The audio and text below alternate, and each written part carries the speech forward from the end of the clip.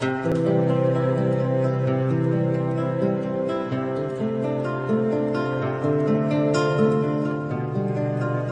what's the deal? It's your girl Jahira, and I am back on this incredibly bright, very, very early morning to, as promised, review the premiere book of my review series, that being Flesh and the Devil by Kola Boof. But before I do that, I have to take an opportunity to say a huge, huge thank you to my sister, mother incarnate, YouTube's finest, love her to death, much love from Kentucky, for shouting me out in her video once again and bringing me, I believe it's like 14 new followers. I'm overwhelmed and incredibly humbled that anybody has the desire to even listen to what I have to say. It's shout out to all of the new subscribers. It means so much to me. It's great to have you on this journey with me. And let's get it done. Much love, Nina. Thank you. Thank you from my heart. You are amazing. Amazing. And I love you dearly. So, getting right into it, people. Flesh and the Devil by Kola Boof, whose real name is Naima bint Harith. Now, I had an opportunity to read this book because I was at an event where Ms. Boof was present, and I actually got my copy. Well, it's autographed. I'm not sure if you can see that, but it really is, I promise. And I brought it home with me, and I read it. And overall, I found it a fascinating book. What you have, people, is really in the category of romance, but there's some really, really rich history and truly moving imagery all throughout this book. It takes place, it crosses centuries and generations. It begins in ancient Africa and winds up in present-day Washington, D.C. And it tells the story of two lovers whose names in the beginning of the book are Prince Shango Ogun and Princess Ife Ife. Now, for those of you who are familiar with West African mythology, and more specifically the major religion of the Yoruba people, those names are going to sound somewhat pedestrian. They'll definitely ring a bell. But nonetheless, it was a really fascinating read. It was, I believe, 361 pages long, the book is. The print of the book is rather large. It's incredibly large. 361 pages isn't really a big deal to me, especially for somebody who's read, like, the Harry Potter series, as I have, and got addicted to.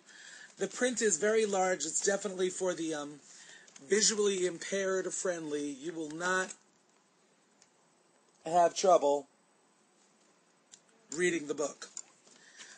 It's not a squinter, people.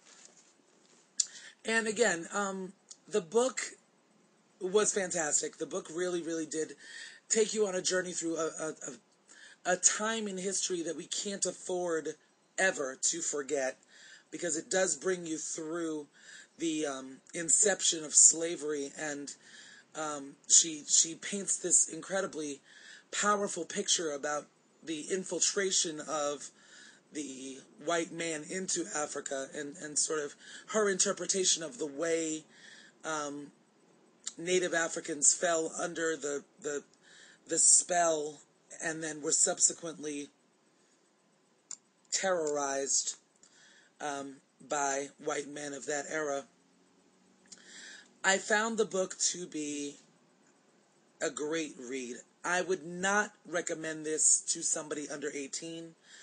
While it is definitely more along the lines of erotica and not pornography, there is very, very graphic language in the book. This is not a coffee table book, people. This is more of a bedside on the nightstand in the drawer kind of book. It's not horribly sexual. I've certainly read much worse. But it's enough that you want to keep the kids away from this one. But as for you and yourself, if you are interested in learning and just exploring that period of time when Native Africans were kings and queens and had a hugely rich culture all their own that wasn't shaped and indoctrinated and affected by the horrors that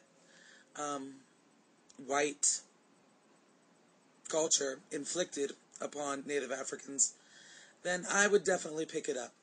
Again, not a family-friendly book. The back cover, which I will not show you as of right now, is Ms. Boof, the author, topless against the backdrop of the pyramids.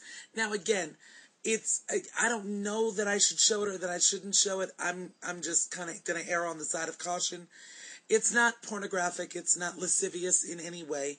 She looks very serene. I'm looking at it now. She has a silver armband on and just a very sweet smile. It's definitely more artistic than raunchy, but she is topless. And the girls are there to behold. So, again, just be mindful of that. Flesh and the Devil is available at Amazon.com. It ranges from $12.93 for a used copy to $14.99 for a new copy. And then I also believe they have a collector's or a collectible edition for $49.99, and that's a signed copy, like the one that I have. So, ladies and gentlemen, this is my first review. Out of 10, I would give it a good 8.5. There were certain aspects of it that did strike me as somewhat smarmy, such as the excessive use of black as an adjective. What I can totally grasp and am all for is the fact that this is a black romance novel. It is, and it speaks so vividly of black culture through the ages. It is, I totally can wrap my brain around that. But when you start getting into, his black arms caressed her black thighs to profess their strong black love for the blacks, and it does kind of get that way occasionally.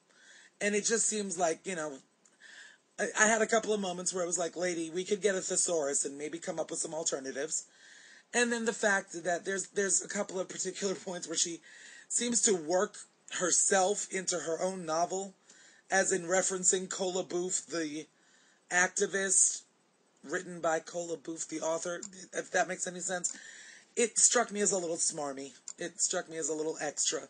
But all in all, again, a great read. If you are into the idea of enduring love and love throughout the ages and the concept of soulmates and being able to find each other through space and time and generations across continents. I mean, I'm a sucker for that kind of stuff. I loved it. That aspect was great. So again, out of 10, 8.5. Definitely pick it up. Available at Amazon.com. I will be posting the link below. And Flesh and the Devil, people, Kola Boof, my first review. Comment, let me know what you think. Let me know if you've read it, and if you have suggestions for other books that you'd like me to discuss with you, please feel free. I'll be back soon enough with another review. Can't wait to tell y'all about this book. And I am out of here, y'all. One love. Later.